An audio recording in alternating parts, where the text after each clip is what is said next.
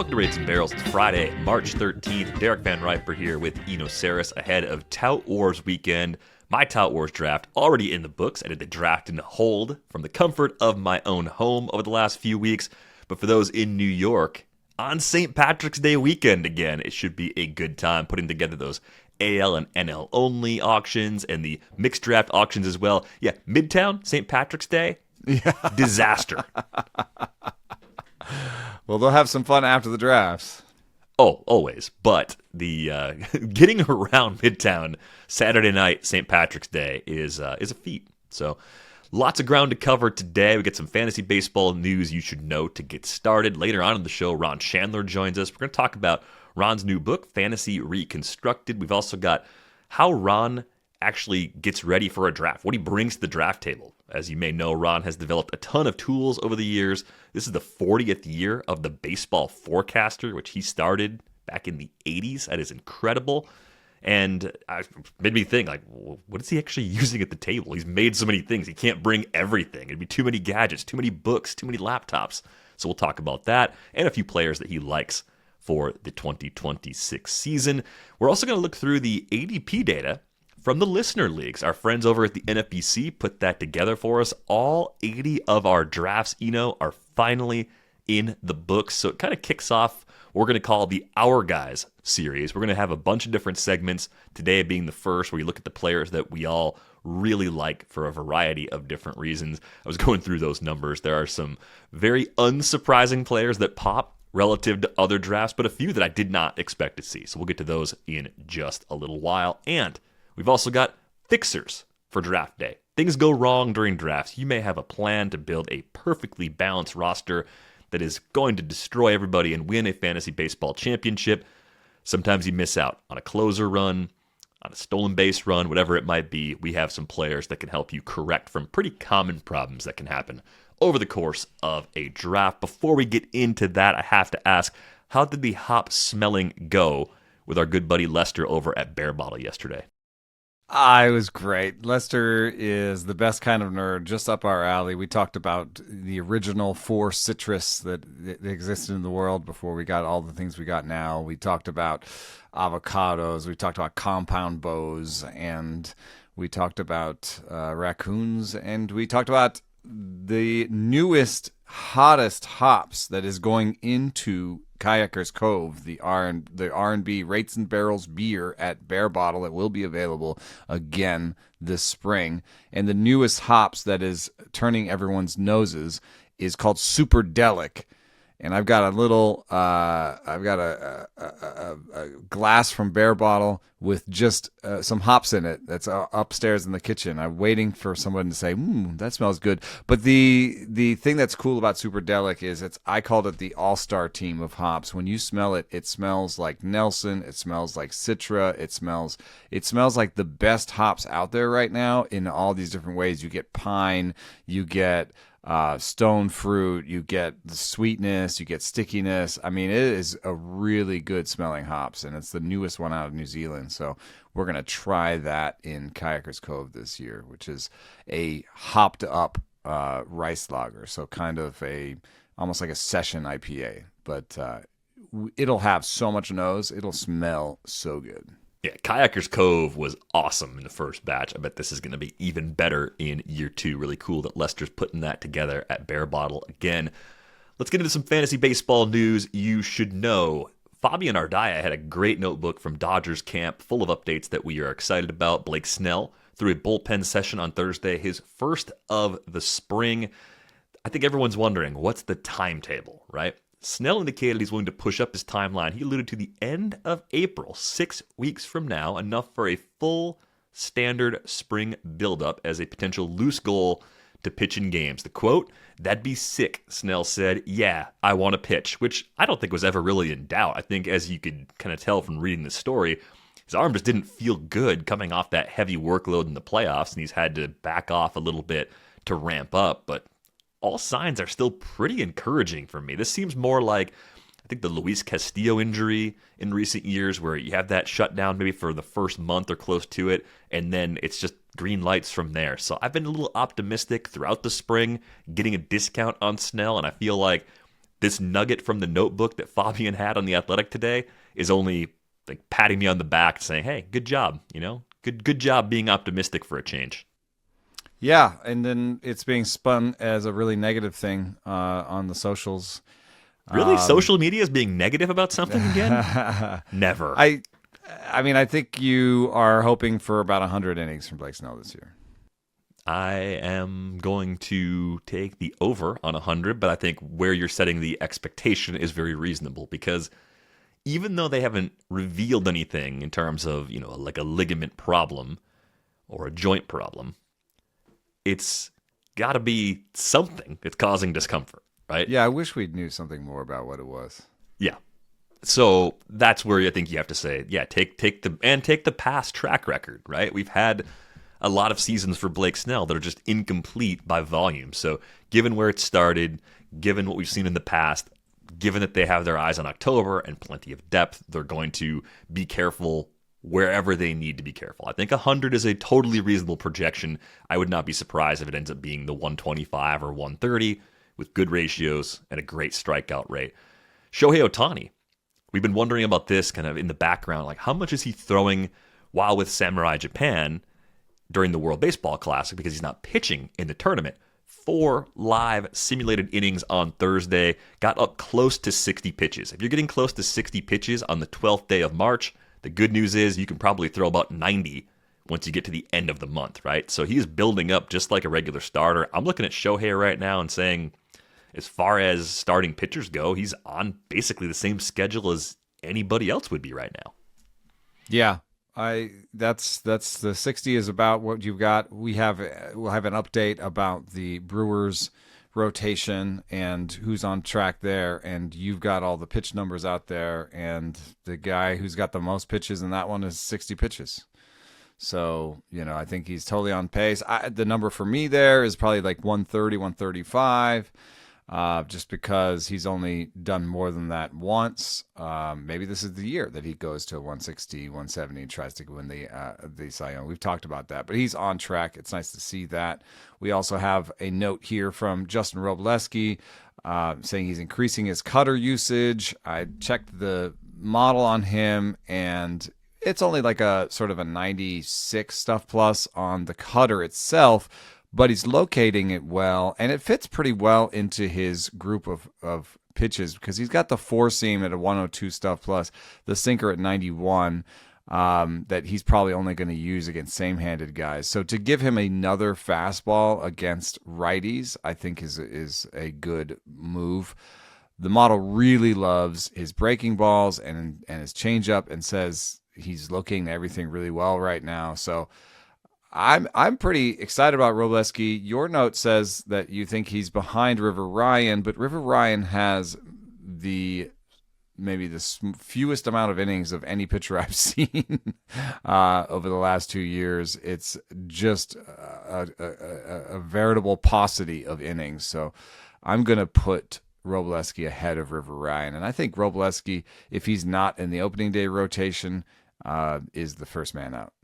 That's basically the difference. I just think the order is that Ryan gets the first crack. You're right about the innings, but I think we've hit the point with River Ryan. He's 27. I think we hit this point with Clark Schmidt where you miss enough time with injuries over the years. You get to a certain age, the team says, let's just go. Let's just see what we can do. And it's not 200 plus ever in a case like that, but it's you can go 5 at a time. You can get to 140 or 150 if nothing's bothering you.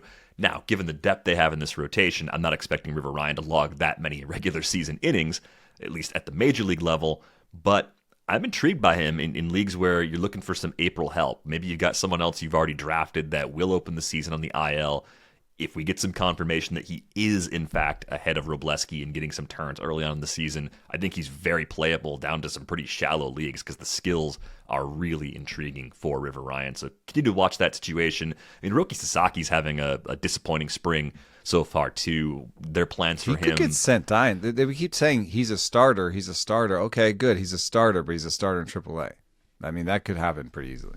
Yes, still a pretty wide range of outcomes. I know he had was it against the White Sox minor leaguers? I think it was like a backfield situation where he was the velocity was there, but he was spamming splitters, I think was the report. And I'm like, okay, that's still not really like going to work against major league hitters. So I'm becoming increasingly pessimistic about Roki being a quick fix for the Dodgers. So maybe if you're taking more of a long-term keeper dynasty league approach, you're not really playing for this year and you want to get someone that has a high ceiling, but you don't need them to reach it right away, that might be my area of greatest interest with Roki at the moment. I'm kind of staying away from him for the most part in redraft situations. So that could also make it possible for guys like River Ryan and Justin Wrobleski to coexist in the Dodgers rotation at various points throughout the year. But good depth in LA, no surprise there. One quick follow-up. This is something we've expected all along. Josh Hader will begin the season on the IL, according to Chandler Rome. He is pain-free and progressing well, though, as he's slowly ramped up his throwing program in camp. So this really fits what Chandler said on the show last time. He didn't think this was going to be, as it was at least initially reported, a devastating miss half the season type situation for Hader. More of a April's going to be iffy, but once he comes back, there's a very good chance that Josh Hader could still be himself. And as we've talked about for this entire time, they have their ready replacement in Bryan Abreu just sitting out there, and now Abreu gets a chance to open the year as the closer again, at least for a few weeks, maybe even for the first month of the season. It's interesting because I think the way I want to think about a player like Abreu is imagining if he had the role all season or was forecasted to have the role all season. Bryan Abreu would probably be treated like a top 7, top 8 closer. I mean, the skills flaw is a slightly elevated walk rate, but big-time K rate. Over 100 innings working in a relief role each of the last 3 seasons with good, very good ratios, not necessarily elite, but close to elite. That, to me, is a top-end closer. So I'm pretty optimistic about him in the sense that even if he gets priced up, even if you're looking at Bryan Abreu close to he's where rising pretty fast. He's going to move up kind of like Griffin Jax, right? Like I feel like that's the kind of, those are the two like helium relievers from that same pocket. You have a better chance of Jax being the guy all year because there is no Hader in the Rays bullpen.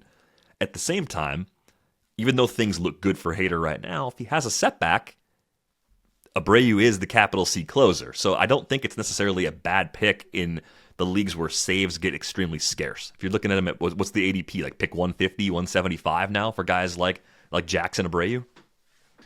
Yeah, the only thing that bothers me is that they say Hader's pain-free and progressing, and I just don't, like, if that is true, and we don't know if it's true, they lie to us all the time. He could be, his arm might be ready to fall off. But, with Hader, if that is true, relievers ramp up really quickly. This could be a week, and I'd hate to spend on the price that's going. Right now, if you give me a choice between Jax and Abreu, I'm taking Jax 99 times out of 100. 99 times out, one for just a little bit of portfolio diversification. Okay, well, I think I share the preference. Like I would prefer Jax for the main reason of I think he could just be the guy all year, and it's less likely that Abreu is that guy. But again, in some of these leagues, like this is focusing again more on a non-trade situation where you can't go out and trade for saves, where you're paying a premium for them on the wire. In the main event ADP, there's 5 NFBC main events that have happened so far. Bryan Abreu's pick range is 137 to 166. It's pretty early for me, man. Jax is 121 to 147, so similar in tier. Like Jax is now ahead of Dennis Santana for ADP, which I think I agree with. Jax is ahead of both Brewers, Trevor McGill and Abner Uribe. They steal each other's value. They do. Abreu is sitting there with Robert Suarez. That actually makes sense in my brain because if you are pessimistic about Raisel Iglesias, you think the money they gave Suarez means that they could flip roles. I don't think that's wrong, but you could also look at Suarez in the same light as Abreu and say it's like a share of the saves, and it's good ratios and a good strikeout rate, and that's just kind of what it costs in these leagues if you're looking for that closer 2 that has closer 1 skills, and you have to keep waiting for those opportunities to go in and out based on factors that might be out of their control. Yeah. Like I said, I think there's too many good players. Like, who's the would you rather in the 150? Like, just name some position players or a starting pitcher in there. If the starters flagged right now, the starting pitchers in that range would be guys like Sandy Alcantara at the high end, Shota Imanaga, Gavin Williams, Ranger Suarez, Shane Baz, and Mackenzie Gore. Oh, and Blake Snell's actually in this range too. If I had like enough starting pitching, maybe, but I would assume I'd take a starting pitcher in there. Or obviously the completely alternative path is just taking hitters in that range instead. But yeah, it's a situation people are dealing with because you might be a little light on saves. We'll talk about a few other fixers that are available later on in drafts once we get rolling here. One other bit of news that I think is kind of interesting if you're just looking for undervalued pitching late in your draft. We learned that Quinn Priester is going to open the season on the IL. Not surprising because he's been limited. I don't think he's done much of anything, actually, this spring. He went to see a specialist in Dallas because his arm has been bugging him. They did MRIs, a couple things, and didn't really know what was going on. Sent him to a specialist in Dallas, and he has a nerve issue in the thoracic family, was the way they described it. None of that sounds good. And he's trying to avoid surgery for now. Late April, early May is probably the most optimistic timetable for his return. Given it's a thoracic situation, it may not feel good. Like I almost wondered if the trying to avoid surgery for now description that I saw in the story was he's going to see if he can avoid it. If he can't, it doesn't change the timetable. Like he's going to lose the season anyway, and we'll probably have enough time to get back for 27 if he needs surgery. Like almost one of those situations where it's a 6-ish month recovery. So surgery in March versus surgery in May doesn't actually matter. You just want to see if you can avoid it altogether. Yeah, that sucks. But maybe this makes maybe this was something that they saw coming or that they were thinking about when they made the Durbin trade. Because now Kyle Harrison is firmly in that rotation. He looks great with the new changeup. I just drafted him in my 12 team. Where I got sniped on Hunter Barco. Thank you, fellow league mates who read me and read my Hunter Barco stuff today and traded up in the draft to snipe me. Hey, you know what? At least they made extra effort to do it. I mean, you have to appreciate that. Yeah. But Kyle Harrison, I think is, he becomes a bona fide sleeper with this, and he's very exciting with this. I'm sorry that, the Logan Henderson news doesn't seem to be great. So that means that if you're looking at, who's thrown the most pitches, Woodruff's only at 32, but what they could do with him is just pitch him last, in the rotation. So I think he could he could make the opening day roster, but not be the opening day starter. I think you could, right now the Miz has 59 pitches. Mizorowski has 59 pitches. Kyle Harrison has 60. I think you could start with them and Patrick as the 1, 2, 3. I think starting Jacob Mizorowski on opening day has an interesting import, and says something about what their season's going to be like and who this season depends on. It's like, hey, it's the youth, we believe in you. So Mizorowski opening day, Patrick and Harrison thereafter. Woodruff, maybe they skip a start and he goes second time through. But it's increasingly looking like Ashby with 50 pitches is a little bit ahead of Brandon Sproat with 47 pitches. Shane Drohan has 63 pitches, you point out. They've all stretched out enough where you could pick your champion. I was thinking that Sproat might be ahead of Ashby. When I'm looking in the model, Ashby has the ongoing problem that he's always had, which is he can't locate any of his pitches. Right now, his sinker has a 70 location plus. His four-seam has an 88. None of his breaking balls is above 90, and his changeup has a 45 location plus, which is hard to believe. So I don't know. He has only 2 walks against the 4 strikeouts and 2 1/3 in his last 2 2/3 in his last outing. Maybe that's just they know what they're getting with him, and maybe that's going to be enough. But I might like Sproat ahead of Ashby myself. So I do think there's some doubt about who the 5th starter is in Milwaukee right now.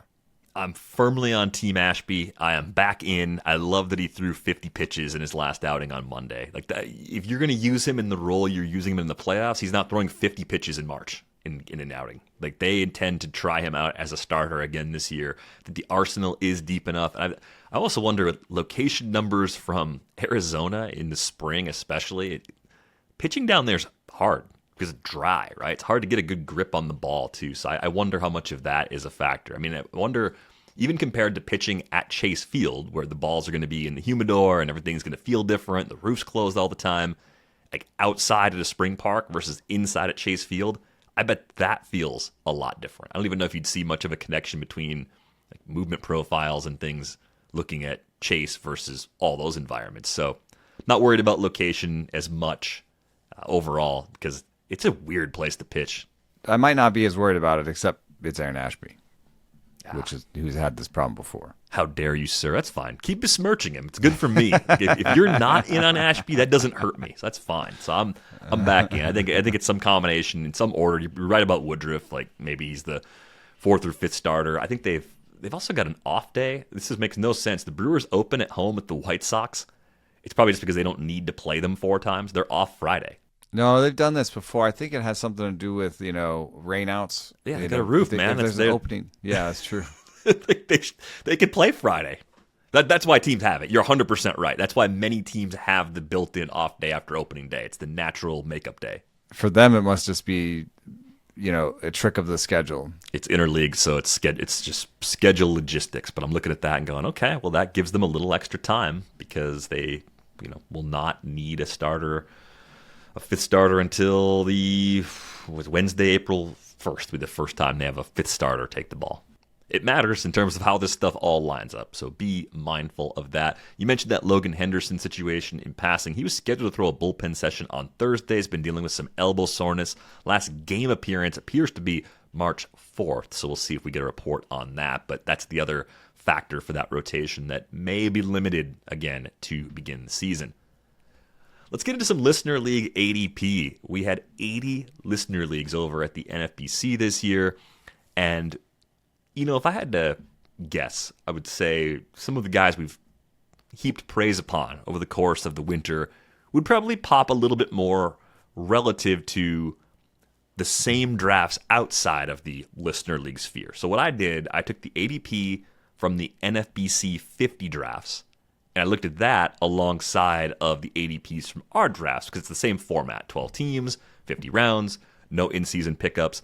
The variable you can't account for is we started all of our drafts on Monday, the 17th of February. Some of the other drafts that were in that snapshot from the general population of drafts started after. So when it comes to where listeners were taking Corbin Carroll and Francisco Lindor, the news about their handmates was a different part of the timeline, right? It was more accounted for in some of those later NFBC 50 drafts than it was in our Listener League drafts. So that's something to kind of be mindful of. I think I'll probably share this whole spreadsheet in Discord. No reason not to. But I thought one of the interesting things up top, for the most part, the first, 9 picks were exactly the same, our leagues versus general NFBC 50. Not a surprise. Not a lot of disagreement there. Some shuffling in some leagues, but the ADPs came out the same. Kyle Tucker goes just a little bit later in the Rates and Barrels Listener Leagues. And I think it's because you were a little cool on Tucker as kind of a max contract type player. I know we don't really have max contracts in Major League Baseball, but as far as a guy that would get $400 million, you were a little cool on that. Remember, we also had Chandler Rome on, where we were sort of talking about Astros, focusing on Astros injury, situation there, and maybe it was just a focus on injury and bat speed, the two things that Kyle Tucker, there's flaws on his resume that maybe led to that. I think you're also right to point out the timing because, with Corbin Carroll and Francisco Lindor, there's a little bit of a downturn there. Our draft started before some of that information about their handmates. So I think that's just a window into timing more than anything. But one that's eye-opening for me is Ketel Marte, being, it's weird. The ADP differential is suggesting that our drafts took him higher. Yeah, and the pick difference is pretty small. So it's because everything's so clustered up top, I think. But I think we talked so much about how difficult the second base situation is, or what specifically is interesting about second base, which is that it's a very flat position that just sort of is the same throughout. There's two reactions to that. One is, well, I can wait forever on second base because I don't lose that much. The other is, well, there's only two really standout second basemen, so I want one of those. And so you can see both reactions. So maybe there were some that reacted to our analysis there and said, ooh, yeah, I get that it's long and flat. Maybe I'll get my MI out of second base, rather than shortstop. But I want to get one of the top two guys. Yeah.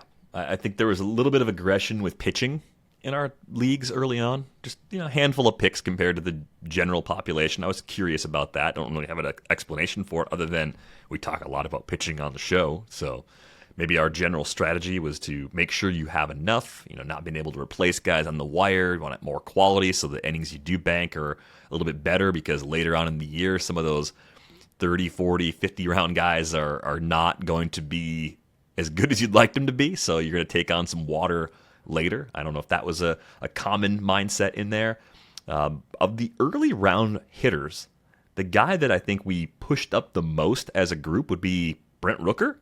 I mean, he's up about 10 spots in ADP, only a couple of picks if you do it by pick differential. But I think Rooker, there's a little bit of a spoiler for our interview with Ron Shandler. I think there are a lot of people that like Rooker. I think the only detractors are people that are worried that as a late bloomer that he might fall off a cliff faster. I'm not sure that's necessarily rooted in data. Like, what would be the case against him? I guess the only other thing I can think of is that in this part of the draft, you may still be trying to get five-toolers. Yeah. I mean, he goes really close to Wyatt Langford where you're like, okay, that's a five-tooler. You're going to get some stolen bases. With Rooker, you're kind of putting him in with Olsen and Alonso and some of the the four-toolers, basically, the four-category guys. And that's fine, but maybe that's not something people are looking at outfield. Maybe they're like, if I'm going to take somebody that's not going to steal, I'd rather put that guy at first, just in terms of what the expectation is for steals from that position. But otherwise, yeah, I think Rooker is a great one. And I think, didn't Ron also like Jackson Merrill, who's another guy we pushed up? So yeah, I think it's kind of funny that we're on the same page as a group on a couple of these guys, which probably means that their late March ADPs are going to start going up. Price is going to get more expensive. You start to get a little bit of a group mindset on a few guys being underpriced. They are no longer underpriced when you get to those last drafts, which are often the most expensive drafts that people get into. Right next to Brent Rooker is a pitcher who is now hurt. Timing is everything, right? Hunter Green got pushed up about 10 full picks compared to where he was going in NFBC 50s overall. I think some of the injury news may have been caught by the latest drafts outside of our room. But that's also one where I think I could see the case for people believing he has that top 5 SP ceiling pre-injury. I certainly thought it was possible. If I missed out on a few of the other early starters and I was walking away a month ago with Hunter Green as my number one starter, I wouldn't have been afraid of that from a skills perspective. Yeah. It was just bad news, man. And if he does get to 90 or 100 innings like he did last year, despite the injury, he could still be a top 25 pitcher, and that was always baked into it to some extent. At least it wasn't the big bad news, but it was not great news. And in these leagues, you're going to have to, at least in these leagues, you have other guys you can plug in. It's not a waiver wire league, so you don't have to, worry about your bench being clogged by him. You're going to get some innings from Hunter Green this year. They're going to be very good, so it's not going to end up being disastrous, but it wasn't great news.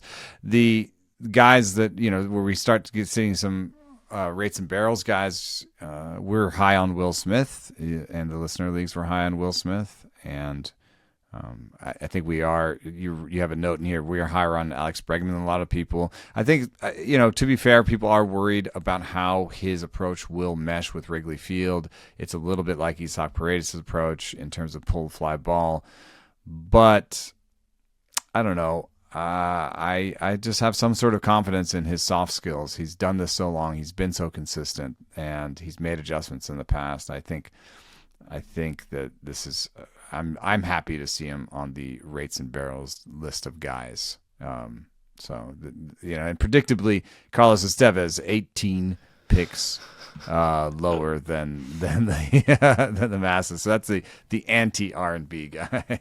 Yeah, I mean, I'm glad we were 18 slots lower than the field. I hope it was even before the spring velo dip. I think it was easy enough to see that, relative to other closers in this range, you were giving up a lot potentially in terms of K rate, and I don't have a lot of optimism about a bounce back given what we're seeing so far in March. We'll see if there's some good news on the horizon for Carlos Estevez. I think your annual shade of Raisel Iglesias may have been influencing the masses a little bit. About 14 picks later in the rates and barrels drafts than in the other NFBC 50s. That's when you're talking about a guy around the top 100. 14 picks is a lot. It's a full round. Yeah. The Brandon Woodruff, Raisel Iglesias. There's a couple of my the guys I've shaded that dropped a little bit. So that's going to be maybe to be expected with a group full of listeners. I'm excited to see that we're 32 picks high on Connor Griffin. You have in question marks the free roll effect. There is something to that where maybe you don't have money down, but you could win the overall. That's basically an overall pick right there, where you're like, I'm going to hurt my depth a little bit and MI in case he doesn't play that much this year, and I'm going to take a shot at winning it all, basically. I like some of the min picks, which are just a reflection of the absolute earliest. Someone was drafted across all 80 leagues. Someone drafted Connor Griffin at number 59 overall. Show yourself in the Discord. We just want to know. I want to know why you were so bold. Yeah, I mean, these are pure outliers, of course, and you may have different things you're looking for. You just want to have players you really like. I mean, there's any number of reasons why you would push a player up that much. Again, something that's more likely to happen in a case like this where there's no entry fee versus something where you're putting a few figures down in the process. I think the thing I was surprised to see is Tatsuya Imai did not jump as much. He kind of looks like he's got the same ADP or very similar ADP to the general leagues. But there was a question that popped up in the Discord about Imai. Now that we've seen a few outings from him this spring, are you believing that he's making the adjustment effectively? Is the stuff looking about the same with the Major League ball this spring? Because sometimes that can wreak some havoc. The pre-tacked ball in Japan is very different. Things just don't move the same way for guys as they adapt to the Major League ball. Yeah, I thought he would throw a little bit harder because he had a really nice max velo in Japan, and he in his last start, Imai was 96, 97. So I think that's good velo. The shape is all right. It's too plain, so it's not. People call it dead zone because I think they fetishize IVB a little bit, and they're looking at just the vertical movement. But he matches his vertical movement with his horizontal movement, and it's an almost match for Joe Ryan's fastball, which is the comp that I had to start. So he really looks a lot like Joe Ryan, but at 96 because, the breaking ball has weird shape. It's a 105 stuff plus slider. That's around average. He's using it to great effect this spring. In fact, the only thing that makes me nervous is he hasn't been throwing the splitter that much. He's basically only throwing against lefties. I was hoping that would be an elite pitch. Stuff Plus says it's a 107 Stuff Plus splitter, still a good weapon. And then, with a two-plane Joe Ryan fastball, it's a 101 Stuff Plus fastball. So that's the number so far. Maybe, does it go down a little bit when he has to stretch out all the way? Maybe, but I think there's enough cushion there where, what if it settles in at 98, 99 Stuff Plus fastball, average slider, above average splitter, that he starts working in more as he sees guys a second and third time. I think it's a workable, situation. He's going to have some good matchups in that division, I think, and it's going to have some good ballparks he goes to. I'm still in. I just in TGFBI got an Imai share, and I've got, I think, 3 or 4 shares. So I'm backing up my early optimism about Imai by picking him up. Some of the ADP helium we're seeing on Griffin Jacks was present in the listener leagues. I'm not surprised to see his ADP up across the board. Nice to see everybody listening just ahead of the trend, but it makes sense. Jacks has popped in the stuff model for years. We've been optimists about the possibility if some team wanted to stretch him out again, that maybe he'd actually have success as a starter. The Rays bullpen is pretty unsettled. Path to closing there, all that makes sense. He's going even higher now than he was in our leagues. Those were unfolding over the last few weeks. Chandler Simpson down 19 picks in our leagues compared to the other NFBC 50s. And I think this goes back to the time on the show when you said something to the effect of, he's not even a major league player. I think when you say that about someone, it is putting your finger on the scale. So I am not at all surprised to see at least some reaction, some trepidation when it comes to Chandler Simpson, whose max pick, the latest he went, was all the way down at 275. Like, there's no one in that cluster that was falling as hard as Chandler Simpson fell in some of our draft rooms.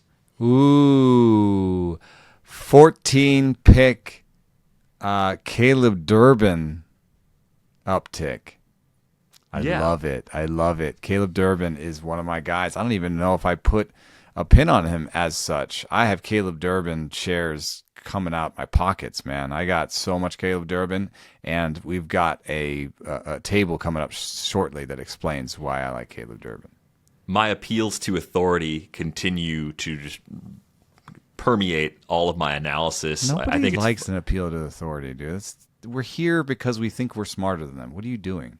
I'm appealing to authority in the sense that I think Matt Arnold is better at his job than Craig Breslow is better at the job. I think if I were Craig Breslow, I might not answer the phone when Matt Arnold calls. I think it'd be kind of like when you get a call from Ian Kahn in your fantasy league and you're like, this isn't going to be good for me. I'm going to lose this trade if I make this trade. And you're like, actually, I think I hear the baby crying. Send a voicemail. Sorry, Ian. But that's what you do. I mean, like, again, I don't think the gap is ridiculous. I actually think what we're seeing here, Durbin might be fine. I'm not worried about Durbin being a complete bust or anything like that. I tend to tail the organizations that I believe in. I tail the Dodgers. I tail the Brewers. The teams that I think are smart, that do good things. I'm generally going to err on the side of optimism. I think with Boston, it's actually more of an unknown from the Breslow perspective. I think what Boston does really, really well right now, they develop pitching. And they've developed so much pitching that you could be a team like the Brewers, and you can tap into that and go to their 8th, 9th, or 10th starter on the depth chart and pry them loose because you know they're good enough to start in the major leagues, and because you have the ability to maybe tweak something that you like in their arsenal and make them a little bit better than they've been so far too. So really, it's not that I think Craig Breslow is a dum-dum. It's that I just think the situation there was one where Durbin's fine. I could just see guys we liked a year ago eventually putting some pressure on his playing time. So I'm less enthusiastic about him in Boston than I was in Milwaukee, where I think we liked him as a regular starter if he stayed. I think we would have said, yeah, sure, he's fine, of course. Like, why would they make a change? I vehemently disagree with this part. You had me until this part. I like him more in Boston. The Green Monster fit is just perfect. I think that he's absolutely an everyday starter there. I think he's under-projected in terms of plate appearances in all of the systems. And so if you buy him at cost with using the auction calculator, you're actually buying $2, $3, $4 under what his actual price should be. I just think he's very obviously an everyday starter for them at third base, and it's a great fit. So I'm thinking 10 homers, 30 steals, 280, 290 average. Like, I'm all in on Caleb Durbin.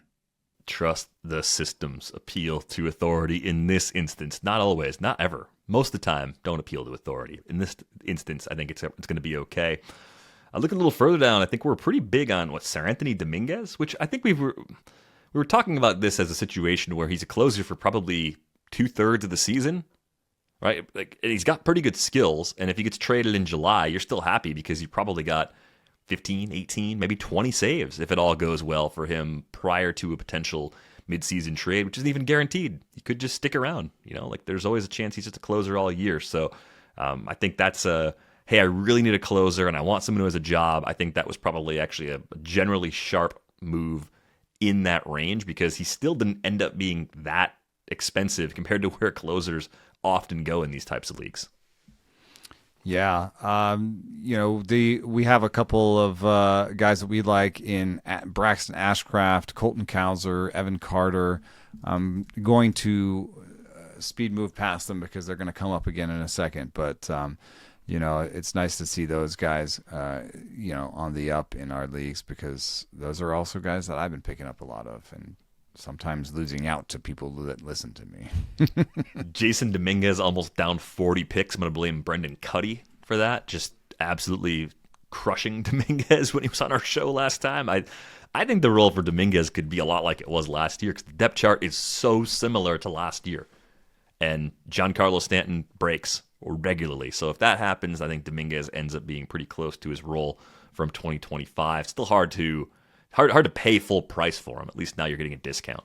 You didn't take any victory lap here in the spreadsheet for Jordan Lawler. I think you. Do I want to take it? I don't know. It seems a little premature.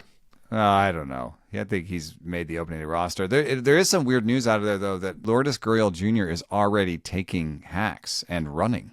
Mm-hmm. I think in the end Lawler might surpass Alec Thomas, and Gurriel coming back off of ACL surgery seems like a DH solution rather than somebody who's going to play the field. So there's still room for Alec Thomas, Jordan Lawler, Corbin Carroll in the outfield, and Lourdes Gurriel Jr. at DH. A little concerned looking further down the board. Plus 30 on Reed Detmers. That means we're 30 picks earlier as a group. That's an oopsie stuff plus play, and we all know that like it's got to get adjusted for him, starting rather than relieving and all this stuff. But it's also a cost level where it's like this guy has an amazing ERA projection and he's available in the 300s. Like we're all going to sort of jump on that, especially if we're using the auction calculator or things like that. Little plus 54 on Kobe Mayo. I think there's a guy that I like a little more from the field. I know there's some questions about how much the Orioles like really want to play him every day when they're shorthanded without Westberg in particular. So maybe Mayo has to actually fight Blaze Alexander for that job once Jackson Holliday's back at second base. Like there's a little bit of something going on there. A little disappointed in everybody that Ian Seymour is a minus 31. Part of that's the Rays rotation being a little more crowded now than it was earlier in draft season, but Ian Seymour is a load'em guy, right? I mean, through and through. Like that's a guy we should like on this show. Yeah, he's I think he's come some of that in news about Nick Martinez and Steven Matz being there. Steven Matz came right as we were starting our drafts. Hey, and Ian Seymour's not a not model guy. I mean, he has 5 pitches out of his 6 are above average by Stuff Plus, and the sweeper and change are elite by Stuff Plus. So it's not, it's now that we've giving lefties a little bit more credit. He was somebody that had a poor Stuff Plus before the refresh, I think. Edmund was hurt, so he's got a big minus sign on him. That's probably just more recent information, but I do like the yes next to Max Meyer with 36 picks above average. Matthew Liberatore with 58. Those are our guys. We're going to live and die with them. Little Justin Sterner love in there with a plus 53 as well, which makes sense. He kind of fits into the next part of the conversation. So I'll drop this sheet over in Discord. You can play with it. I'm sure you'll find some more observations that we did not make in this segment, but a lot of fun with those leagues, and good luck to everybody. And hopefully we're giving away a lot of merch. Working on that merch store behind the scenes, so we'll have that ready. I don't know, maybe I wonder if we can have it ready in a month. That's probably way too optimistic. Do not say that. Do not say that out loud. That's a terrible idea. Let's get to some fantasy baseball draft fixers, though, because as you went through these teams, you probably went through and you said, yeah, I want to have everything. I can't pick anything up. I want a balanced team. And then a closer run happened, and you were just worried, like, oh no, what am I going to do? And this happens in any sort of league. You're sitting in the wrong draft slot. A handful of closers go. A tier is broken, and you're left with that choice. Overpay for the next group to get someone or wait it out. And I think these are a little more in that waited out vein where it's like, hey, don't panic. Don't overpay. There are options at a few different tiers. So I wanted to start with Robert Garcia and ask you, is he a potential closer too now? Because, Chris Martin's still there as competition, but Chris Martin's very old. I don't mean that in a disrespectful sort of way. And Alexis Diaz got DFA'd on Friday, so the guy that had past experience closing, who's always had skills I've been kind of leery of, is no longer in the picture. So it may cost you more, but I'm wondering if Robert Garcia is actually going to be 25 or 30 saves with pretty decent ratios. Yeah, he only has a 98 stuff plus this spring, and but he's had always okay stuff plus. It's been more about the lack of competition, as you highlighted. So he's moving up, and I've got him above some of the question marks, and I think Robert Garcia versus Bryan Abreu is just a fascinating discussion to have in terms of Bryan Abreu is a much better pitcher than Robert Garcia, but how many saves do you want to put next to their name? That's where it starts breaking down for me. But early on, Ryan Helsley is my 10th guy. He's not on this rankings list that I've got here because Ryan Helsley is 10th, and this is everybody after 10th. So I've gotten some Helsley last case scenario. Daniel Palencia is my closer in TGFBI. The stuff plus is great this spring. He's obviously the guy who has the most stuff, the best projected numbers in that bullpen. And I don't know, I get some pushback back from people saying, oh, but what about the playoffs and how he came back and he was shaky? I don't know, man. He was kind of hurt. He was coming back. They used him as a fireman. They used him against Tatis and Machado, and they used him in huge moments in the game. So I think that was more about October being, a slightly different situation than September and the regular season. I think Daniel Palencia is their closer if he's healthy, and I have no doubts about that actually in my head. So Palencia is easily my oops, I waited too long, but I still kind of want a top guy. There's a tier break for me after that because you get the whole McGill versus Uribe discussion. And I think Jax versus those two, you could maybe put Jax ahead of those two because, he's got the job. Fairbanks has got the job. The stuff is looking good this spring. It's just a question of injury. Jansen, I think he's in not the circle of trust, but like the sort of closer two guys that I believe in. It really starts breaking down for me around Jeff Hoffman, who has a 102 stuff plus this spring. I like Louis Varland a little bit. He hasn't really separated himself this spring, but I just feel like Hoffman got close. He basically lost it last year and, at times, and I feel like he could lose it again this year. Sir Anthony Dominguez only has a 99 stuff plus this spring. So does Pagan. So Ryan Walker is kind of inching up there. He's already passed Raiso Iglesias for me, who has, a guy in his bullpen that's going to be tough competition for him. So Walker, I think, is an interesting closer 3 in a lot of leagues. I think that's where I put Garcia, is around Ryan Walker. So I'd rather have him as a closer 3, but in the 15-team leagues, I get it. That's your closer 2, that makes sense. Clayton Beeter, I think, is a little bit like Garcia in that, he's not that great of a pitcher, but that's a really bad pen. He's probably the best one in there. But I do want to point out one last thing on this chart that I'm showing is that Jojo Romero has a 107 stuff plus this spring, and Riley O'Brien is under 100. He doesn't look right. He's been hurt. He has a calf problem. And I could see them just going with Jojo Romero until they get to Matt Swanson later after the trade deadline. So I think Jojo Romero should be moving up draft boards, shortly. I think he's a really interesting closer 3 and 15-team leagues, and somebody that you could put on your bench in 12 and 10-team leagues that might close for your team. So that's a name that is moving up for me. Yeah, Matt Swanson looks really interesting. In the 5 main event drafts that have happened at the NFBC so far, the pick range is only 349 to 371. I don't think that's going to hold much longer. I think the more people dig in, the more they're going to like him.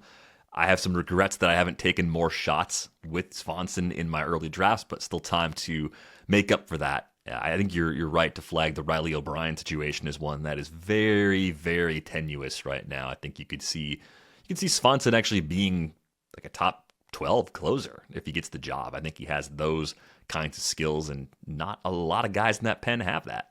I guess he's not a true rookie Swanson because we saw him last year. I do want to point out that it's very rare to give true rookies any saves, but he did pitch last year.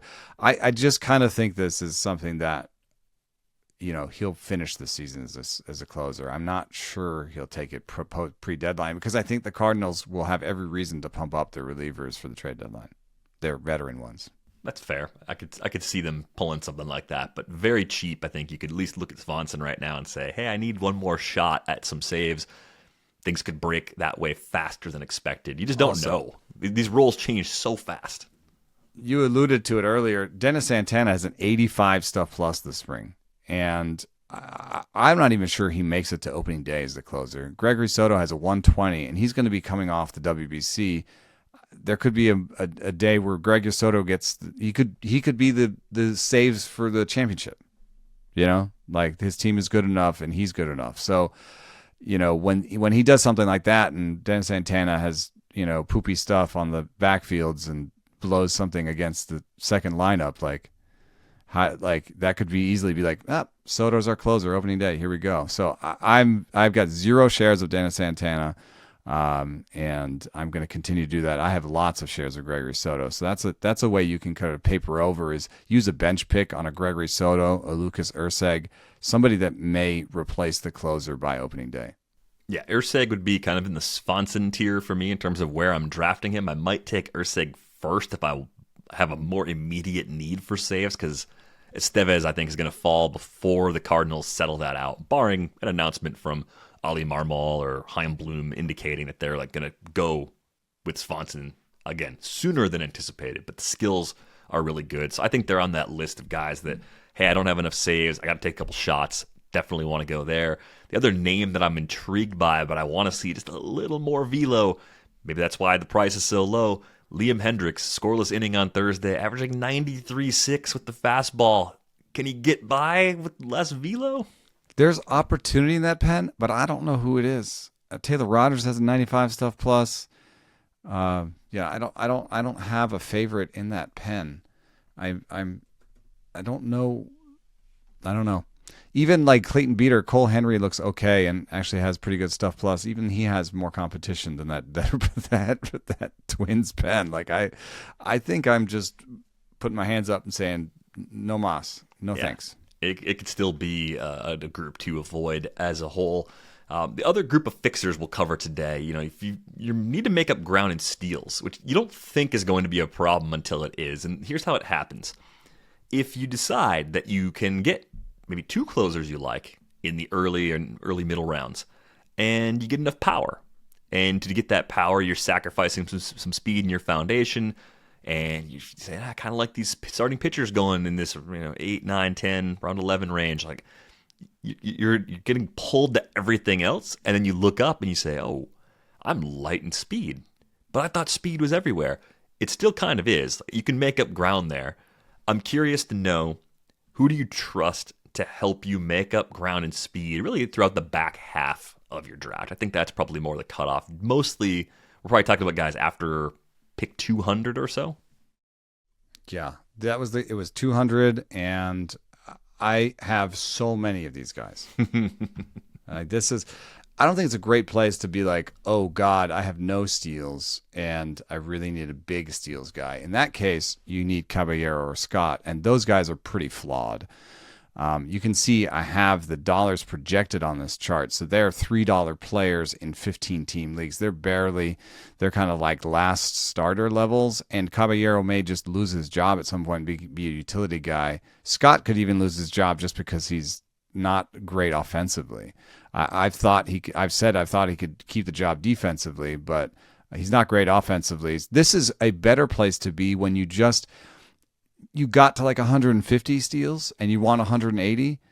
Now this is why I have all these guys, because I have finished so many outfields with Josh Lowe and Evan Carter and Jordan Beck and Colton Cowser. That group is like my 4th and 5th outfielder group and 6th outfielder group. That's like most of my leagues. That's what I'm doing. And that's why, because these guys go late, they will steal 20 bags, and I can throw Lane Thomas in there. And for you, I'll put Victor Robles in the crew. You don't but have to do that for it's me. a perfect way just for you. But when you look at this group, one thing that pops for me is that if you sort this group by dollars, and so you're saying who has the best overall value, and then you also think about, positional value. Caleb Durbin is a $6 player. The only ones in this grouping that are better overall are Otto Lopez and Xander Bogaerts and Jordan Beck. So, and then he's basically the only CI on this list. If you look at that, I mean, there's Caballero too.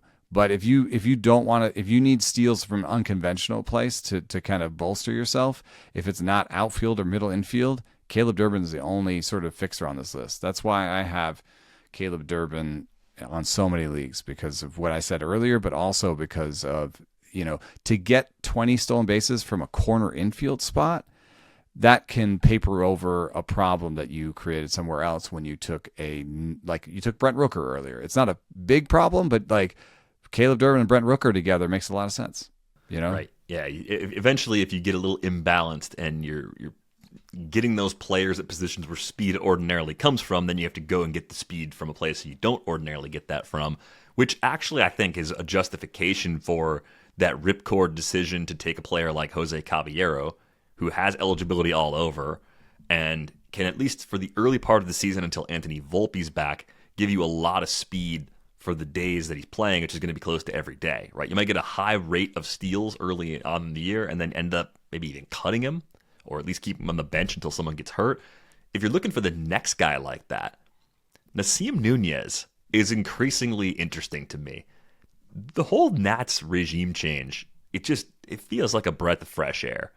And what they're doing is they're playing a lot of guys at new positions this spring, which is exactly what you should do in the spring. Like, give guys looks at different spots. Nunez, I think, could play some second, some short, some third, depending on who's healthy and what's going on with that team. Maybe it's more of a super utility role.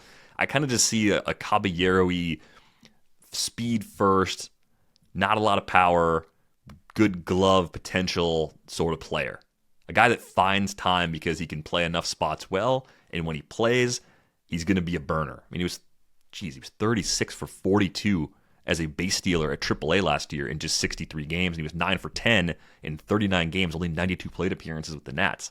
So Nasim Nunez is going to give you that categorical juice. The deeper the league, especially where he's going, get him, throw him in for the weeks where you're banged up. I think he actually kind of keeps you afloat in that category at a very low price.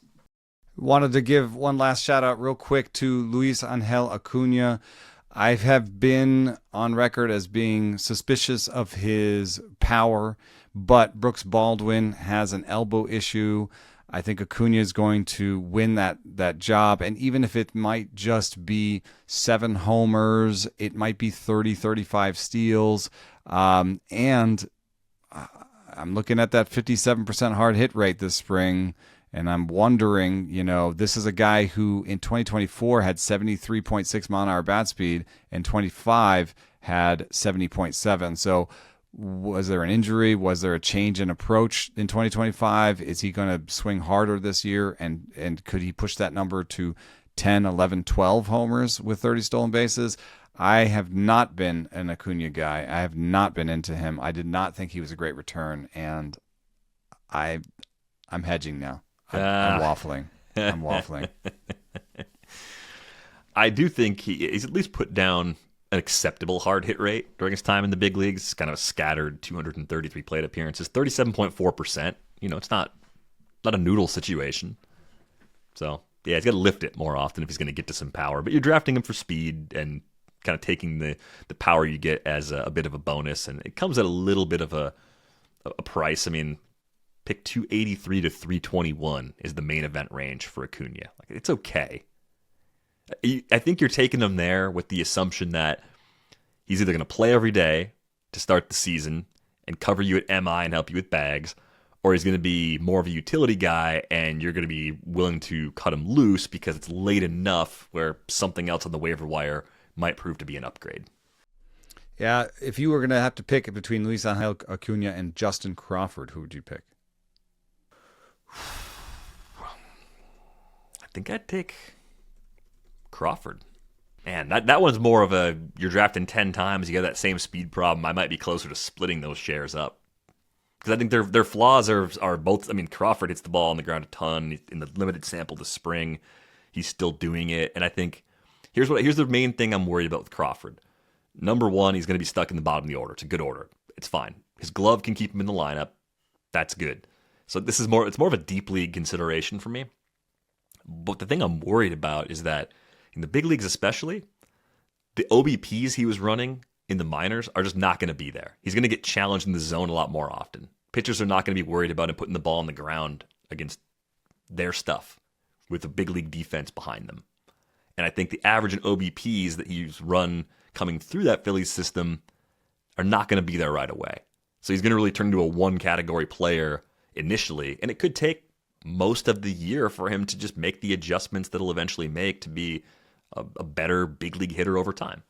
Yeah, but the team factors I think are a little bit difficult for him. It's a situation where if it isn't working out, how long will a team like the Phillies want to stick with Justin Crawford? I kind of feel like you get a little more clarity with him. It's either he's up and playing or he's at AAA and you're cutting him. Acuna might be that really hard player to cut where he's playing just 3 enough. or 4 times a week, yeah. Yeah. Like that's how I feel about Lane Thomas, too. It's like picked him in an AL-only league, but in other leagues, I'm just worried that they play him all over. Sometimes in center, sometimes he's a platoon partner for CAG, sometimes he's here, and I'm just worried that it adds up to like 500 plate appearances. In this projection right here, it's 390, which is even worse. I think that's a little low for my taste, but even 500 is a weird place to be for a lot of leagues. Also, it surprised no one that Jack Caglianone was going a little earlier in the listener leagues than he was going anywhere else, too. Not at all a surprise, but more fixers coming up next week, too. So if you have a particular problem you've run into, especially if it's happened more than once, it could be a positional thing, it could be a categorical thing, drop that in the mailbag in our Discord channel. We're happy to make that a segment going the next week. We know a lot of people have some of their biggest drafts or their only drafts coming up here over these final couple of weeks leading into opening day. Well, now it is our pleasure to be joined by a fantasy baseball legend, a person I get to call my friend, which is amazing to say. Ron Shandler, founder of Baseball HQ, the First Pitch Forums. If you've ever been to First Pitch Arizona or previously the smaller regional gatherings, made some friends there, you owe that to Ron. Ron, of course, helped start Tout Wars. He's in 2 Hall of Fames. We've done 1,000 episodes of this podcast. We've never had a guest who's been in 2 Hall of Fames before, the FSGA and FSWA. Ron, thank you so much for making time. Thank you. It's my pleasure for coming on. But let me ask you a question. Don't legends need to be dead? I hope not. I hope not, too. You've been playing since 1984. And I think fantasy baseball's changed a lot over the years. I mean, first off, the fact that anyone played this game when you had to manually compile stats out of the newspaper without the benefit of even having Excel, like that blows my mind. And we've changed and changed and changed some more. And you recently wrote a book, Fantasy Reconstructed. I came to your panel presentation kind of based on that book at First Pitch last fall, and the hook got me because it was basically how to make your fantasy baseball experience more enjoyable. And I guess I just wanted to know, what was your inspiration for writing on this topic? As someone that's played for as long as you've played, why did you feel like we were ready for a book breaking this down? Well, I've always been a little obsessed with taking things apart and looking at what we have and reassembling or re-engineering the pieces into something different. I mean, it's how early sabermetricians took apart our statistics 40, 50 years ago and determined that, batting average and ERA were not the best ways to evaluate player performance. I was among that group back then and helped integrate those learnings into fantasy baseball. But Fantasy Reconstructed started the same way, really as a thought exercise. I was wondering, what if Dan Okrent, who invented rotisserie baseball, had fallen asleep on that flight when he wrote it down on the napkin? What if he didn't come up with that idea in 1979? Someone most likely would have eventually come up with some version of fantasy, but it probably would look different from how we play it today. Maybe it would be better. Uh, Maybe it would have recognized that the 14-9 hitter-pitcher split would not stand the test of time and allow for a more variable roster structure. So I took apart the elements of gameplay and examined all the variations available to us, and there are tons. I mean, you look at the size and shape of the season, the player pool, roster structure, how we score over the games, the draft, in-season gameplay, even year-to-year continuity. And I found that if we look at all these options, we can fix some of the problems with today's game and also can create completely new experiences. So that was the impetus for starting to write this book. And I've written articles and columns about these types of ideas over time at Baseball HQ. So I figured it's time to put together in a book.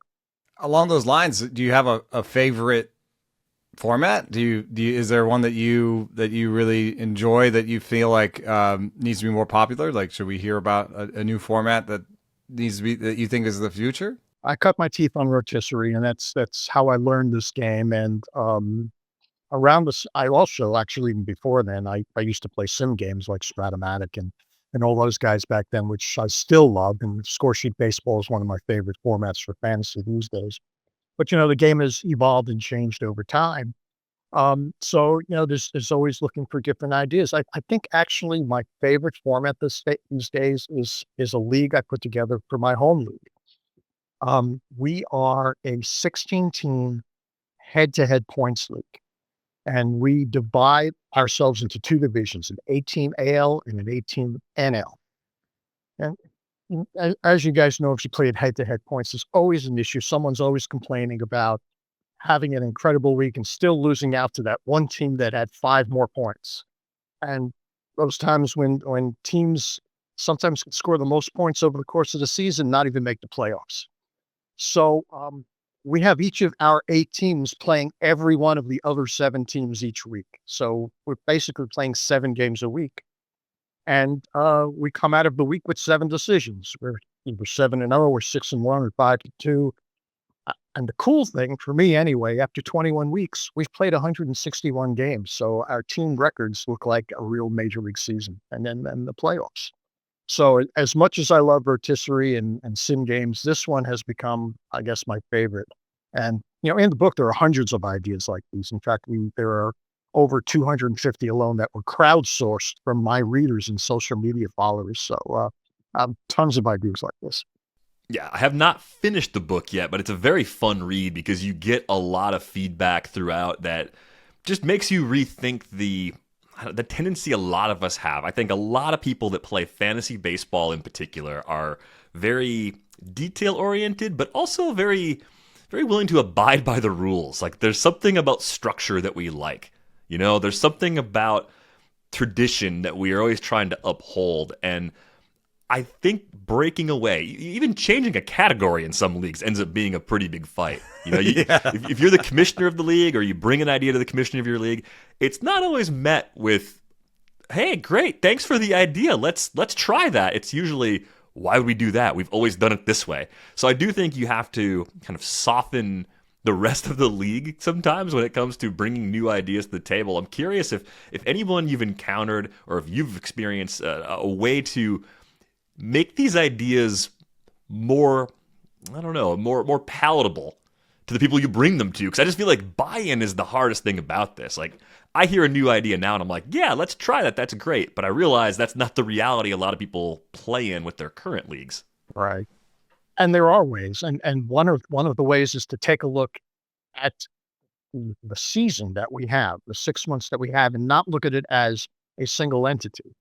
And in fact, in a recent chat, I had exactly this question: how they wanted to know how to convince their owners to move from batting average to OBP, and they presented all the reasons, and they made perfect sense, and the owners just won't budge. And I get that. I mean, we're used to playing with batting average for so long. I think the best way to handle that is say, okay, we're not going to touch our main league. We're going to continue to work with batting average this year. Let's do a little side contest for a month. Okay. let's draft up a separate league. Let's make it maybe abbreviated rosters, and we'll use OBP instead of batting average. So you can get a feel for what the player evaluation is like, and we play it out for a month. Worst case, it doesn't fly and you haven't lost anything with your main league. Best case, either you've planted the seeds to make the change in the next year, or they might even find that the month format, playing a league for a month, is really a fun way to play the game. You play for a month and you redraft, or you have a few keepers, and playing a monthly league like that is actually a lot of fun too. So that's one way to address that type of thing.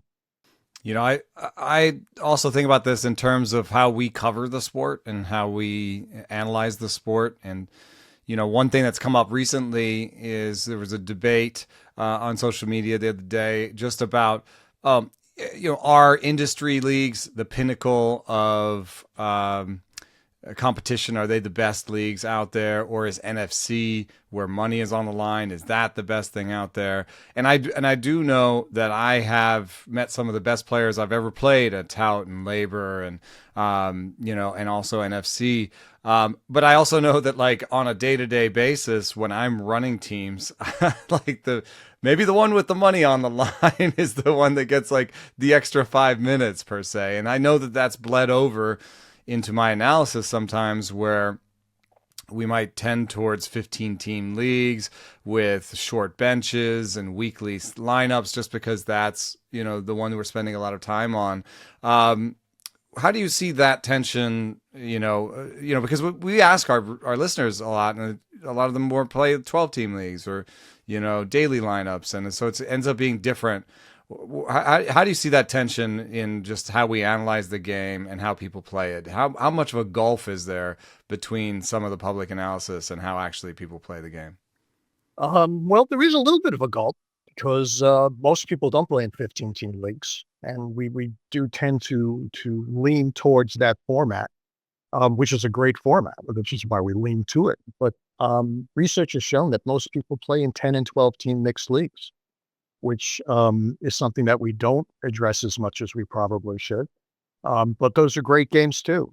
Back when I first started playing fantasy back in the 80s, AL only and NL only were the standards. The thought of playing in a mixed league was considered heresy. I mean, it was because, the originators of the game said basically it's too easy. There are too many good players. But what they didn't consider is that the workload in evaluating the free agent pool when you're in a shallow league is huge. There are just so many players to choose from, and that is a big task in itself. So there has to be some sort of balance, I think, as far as how we cover the sport and how we talk to our readers about it. But the game is played in so many different ways, so many different formats, so many different depths of the player pool. It's really hard to do that. We might want to evaluate each week's free agent pickups in the league, and I know we do that in Tout Wars, but if you're playing in a 10-team league, your free agents are going to be a lot different than those that we're looking at in a 15-team. So it's hard. Yeah, that tension is very real in whether you're writing a column, you're hosting a podcast, your radio show, whatever it might be, because you only have so much time and space to fill, and you're trying to make something that helps everyone, but it's a little bit unrealistic because this game has so many different shapes that it can take on. And I keep thinking about this also from the perspective of the right time and the right place. I mean, you had a game you put out several years ago now over at Chandler Park. It was a monthly salary cap game, and it was fun as hell to play. And I just think, I don't know, if that game had come out in 2023, the appetite for it might have been different. It was at 2018, 2017. It was a while ago now, but that to me is where I hope the minds in this space are going, is to keep innovating, keep trying. I mean, even just the idea of a best ball league has taken off in popularity. They've been there for a while, and now I think we're seeing a wider audience play them. I think there are some slippery slopes with best ball, though, and I think they're very much, like, to me, they're a little more gambling adjacent. I know for years the we're not gambling approach in fantasy has been like the standard line, but I think those lines just keep getting more and more blurred. for better or for worse, probably for worse in most cases. Anyway, I guess where I'm going with this is, what would you say to someone that's trying to design a new game right now? Because you've put some stuff out there before, and I'm vouching for it as something that was awesome, and it didn't quite take off the way that we would have hoped. Well, there was a reason why that didn't take off. Just to backtrack a little, yeah, I basically market tested this monthly game back in, I think it was 2014, 2015. It was a little bit further than that. I had maybe 200 or 300 teams, and the feedback I got was wholly positive. And I did a follow-up test, and everybody wanted to play follow-up, and the thing was just rolling. It was great. But what happened was that I launched exactly the year that DFS exploded. And that is what happened. The timing was really what killed it. And I keep getting requests for, reestablishing a monthly game. Nice thing about it is that it's not that hard to set up. In fact, if you use Fantrax or some of these platforms that have more customizable elements, they can set that up for you. It's very easy to do. So yeah, the monthly game is great. And, we're constantly getting innovations in this game. I mean, you talked about the best ball, the gladiator leagues, those type of games they all appeal to a certain sector of the marketplace. And as long as there's enough people who want to play it, it's a viable format. So yeah, absolutely. I would say to continue to innovate, because there's something new around the corner. There always will be. The toggle to me seems to be in terms of like your interaction with the game and the pace of that, because I feel like the big one, with daily AL only or whatever is, oh my God, it's every day and I have to know every single player in the American League. That's the sort of the furthest depth you can go. And then like a best ball, you draft, like you could do a 12-team best ball. You don't have to know as many players. You just draft and you don't even have to touch it the rest of the time. And there seems to be such a wide gulf between those two things that I feel like we're like, oh man, either you don't do anything all year or you do something every Sunday or every night. And that's what I appreciated about the monthly idea is just, there's got to be it's not one or the other. There's got to be ways that we can draft something that has maybe an easier touch point during the season, but doesn't, because if you don't engage again with your team, then are you playing fantasy? Like you drafted a team, you look at the end of the year and you say, oh, I did this. But are you really like, checking the standings every week? So I don't really have a question. This just seems like that's the toggle, is like, how much time do you want to spend on it? And the answer is not necessarily no time, because then you're not really playing fantasy. Well, we have short attention spans, and we have to, come to terms with that. We just do. And they're getting shorter and shorter ever since the internet came. That's what it is. So that's why DFS is where it is, because that's about the shortest attention span that you need to play that game. And it's a great game. But there are those who also want to dig in and they've got the time and the resources to play every single day and make moves every day. And it's great for them too. There should be a format that appeals to them as well. So that's the thing I liked about the monthly format. It gave you the day-to-day continuity of managing a roster, but then at the end of the month, you were done. And it was pretty cool. I also think we know there's chaos in the season, injuries, suspensions to your closer, things that ruined your season, and everyone has to deal with them at different times. But I play in 15 leagues, so if one of my teams or two of my teams get completely upended by things that are far out of my control and I can't correct that, life goes on. I got 13 other teams that I can keep playing with. Most people play in like one league, maybe two. So if everything goes sideways, having another opportunity, the second chance, the third chance leagues, like that to me is a concept that across all fantasy sports still actually has some growth potential. Ron, I wanted to ask you about draft day in particular. You've developed a lot of draft tools and different systems over the years.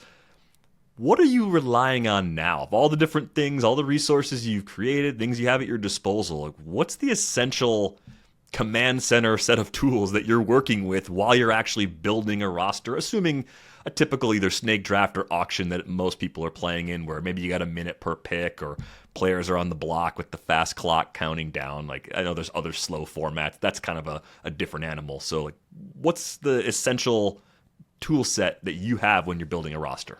Well, I mean, I rely exclusively on the broad assessment balance sheet, BABS, which I designed about 10 years ago and now resides at baseballhq.com. I mean, for those who are not familiar with BABS, assigns every player a skills profile and a risk profile.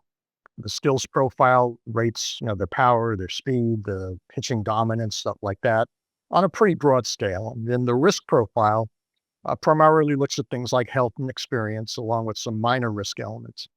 Then all the players in each skills profile are ranked by their ADP. So this immediately helps identify profit opportunities and highlights associated risks. For instance, Nick Kurtz, Brent Rooker, Eugenio Suarez, and Kerry Carpenter, and a handful of others all have the same overall skills profile, which is extreme power, moderate batting average. But Kurtz is going in the second round, and the others are going much later. So you assess their risk profiles. You might decide that Rooker is a better pick for you at 50, whatever he's going at, and Kurtz is at 19. He has a similar skills profile, and Kurtz is assessed with some experience risk. He hasn't really played the full season yet, so you don't really know how he's going to do over 700 plate appearances. And that's how you build profit into your roster. BABS has been my go-to now, like I said, for about 10 years. Yeah, I love that that sort of splitting of the two, because that's something that Ariel Cohen talks about with ATC, is just like you have risk that this player is projected differently but through different projection systems. That's a type of risk. Or you have playing time risk. You have different types of volatility in the market. So that's a cool aspect of BABS. If you were to tell a first timer, a format or a game, or just a sort of a broad piece of advice, what would you tell a young Ron when he's starting out? I'd say read Eno Saris. Listen to Derek's podcast. 3B Athletic. It's consult the experts, get a basic understanding of the game and player evaluation processes. There are books out there. There's so many good analysts out there too, even these days. I mean, it's amazing how much good material is out there. And I'm a dinosaur at this point in this industry, and I'm just thrilled to see how much good analysis is being done right now. There's more great work out there than there are hours in the day to consume it, which often makes me feel bad, because there's more things I want to read and more things I want to listen to that I'm just not getting to right now. A very player-specific question. Tout Wars weekend happening this weekend. By the time people hear this, you will be in New York and participating in Tout Wars. I know Nick Kurtz probably isn't the answer based on what you were talking about within BABS a few minutes ago, but for the drafts you've completed so far, who do you find yourself ending up with on a bunch of teams so far? Who are a couple of the Ron Shandler's guys for 2026? Yes, give us your secrets right before Tout weekend. Right now, yes. Well, I mentioned Brent Rooker. I do actually like him as where he's going. I also like Jackson Merrill. I'm just really surprised that everybody's completely discounted him so much, given that he was hurt last year, but his underlying skills were just as good as his rookie season. But I'm going to give you one name and tell you a story, because I think I've talked about this on a different podcast, but it's just really fun. When we put together the baseball forecaster each fall, the process is the forecasting engine spits out a baseline projection for each player, and then we dig in and we kind of mold it into something that passes the smell test. Now, it's only after that is done and has passed through multiple hands that we toss all the projections into a spreadsheet and we rank them by dollar value. And after that's done, sometimes it leads to a revelation. We take a look at the rankings by rotisserie dollar and we think, oh no, we can't rank this guy that high. That's not going to fly. And then we go back to the drawing board. So But the thing is, that earlier process saw some indicators, some trends, something that we really can't ignore. So you have to consider the possibility of an upside. Well, this doesn't happen all the time. It happened after Ronald Acuna's 40-70 season. I mean, the resulting projection was ridiculous. And it happened again this year. So here's a situation where this player, I think, is going around 70. And his, his skills are first round comparable skills, but he's not going anywhere near there because of the risk. And that player is Byron Buxton. Now, nobody's drafting him in the first round because of that risk. He's I think his earliest pick is like 37. But you take a look at the underlying skills metrics, and I think they're just comparable to anyone who's currently going in the first round. And the nice thing about Babs is that it shows the risk of rostering a player like Buxton if you do it earlier than his ADP. But the system also has a risk budget, so you can actually keep track of how much risk you're taking on, and then adjust later on by drafting safer players. So he's going in the 5th round. I'd probably take him in the 4th, maybe even late 3rd if it fit my roster construction. And then I would just budget for the risk. I'd get safer players later on, so I can. Yeah, it's really just about building a balanced roster. Which is like the main thing we're always talking about is, you give something, get something. Like if you're going to take pitching early, you have to have the contingency plan to have the balance you need later. And you have to know, like, within that build, what are you going to be lacking coming out of the draft? Because you're probably not going to stick the landing in all 10 categories with every possible build type. Buxton is a great example, though, of a player that I think tricks our brains. The health grade would be an F by any objective measure, and the skills are an A. It's really clear, and we can't. I think usually in our brains, a lot of us can't just sit here and rationally say he's just going to stay healthy again this year because there's too much data, too much track record of him having almost every type of injury. He's had the fluky kinds going back to his time as a prospect. I mean, his first game at AA, he was carted off the field with a very bad concussion. Like, every possible thing that can go wrong for Byron Buxton has gone wrong. But are we appropriately quantifying injury risk in draft day builds? I think is a really important question to continue wrestling with. And I get the sense that you believe we're generally not doing that very well, flagging Buxton as a possible undervalued early round player. So that's the question: is how do you quantify the risk? It's really hard. I mean, what we do in our projections is we discount X number of plate appearances. But I think the number we discount is kind of arbitrary. Discount 50, 100, 150, 300.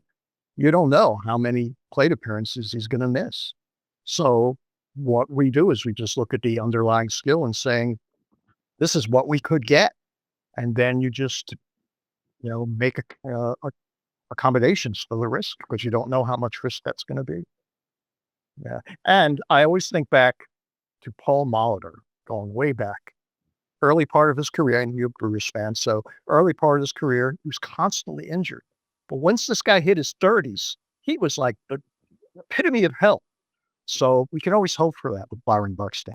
Yeah, I mean, you never know. I mean, when you watch Buxton and you look at him, you're like, this guy takes care of himself. It's not your classic, I'm worried about how this guy is going to age because conditioning is an issue. It's not like that at all. It's just violent collisions with teammates and outfield walls and all the stuff that's cost him time over the years. Ron, one last thing before we go. I have not written any books. I feel like I should maybe try to write one someday. That would be a nice bucket list item for me if I'm putting one out there for the future. But what's the best way for someone to purchase Fantasy Reconstructed? What's the way you prefer people purchase the book? Any way possible seems good, but what's the ideal way? The ideal way. Well, this is a print-on-demand book, and it's being published by bookbaby.com.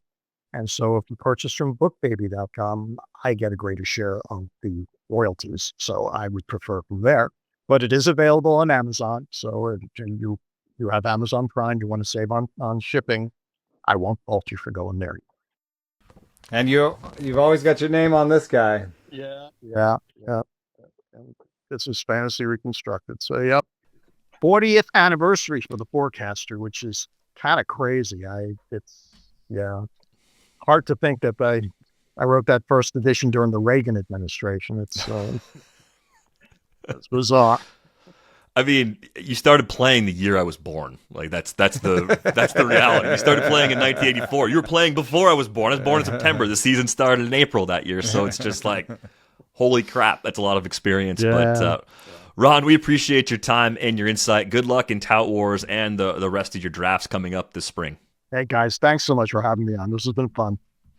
We talked to Ron a little bit earlier in the week, and I was exhausted on Wednesday afternoon. And when Ron asked if legends have to be dead, the thing I should have said was, no, heroes get remembered, but legends never die. I thought of it like an hour later. And it was the obvious thing that I should have said, because Sandlot's one of my favorite baseball movies of all time. And I think I probably have a mug somewhere that actually says that on it.